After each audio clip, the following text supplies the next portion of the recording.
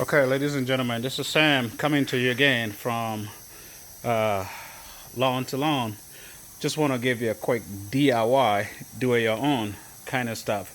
How to replace the blades on your zero turn mower.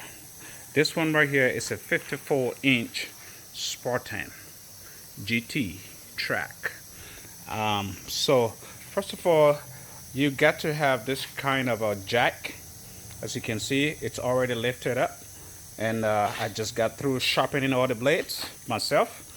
And they have different types of jacks. It depends what you have, but for the lawn service, for this kind of mowers, this is what you need. It get it all up, giving you room to go under there. This is a full shop, full lawn service company. So what you have here is, I already have the power drill. Which will enable me to help me install and uninstall these blades. Uninstall and install. So these are the type of blades.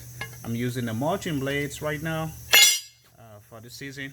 But what you want to do is this, especially for you, the commercial guys out there running this beast.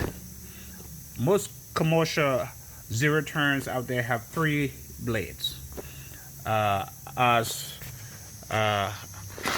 it is common. First of all, you want to make sure you clean all of this before installing. After you take out all the blades and you're trying to install, because what you don't want is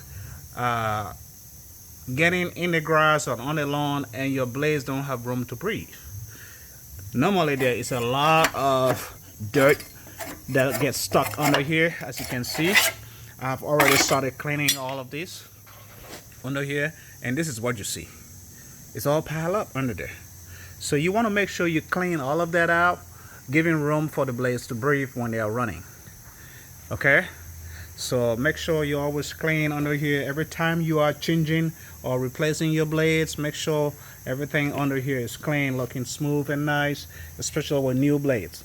So it will make the lawn look good when you are cutting smooth brand new blades and giving room to your machine to breathe better. So this is what you get to do. All right.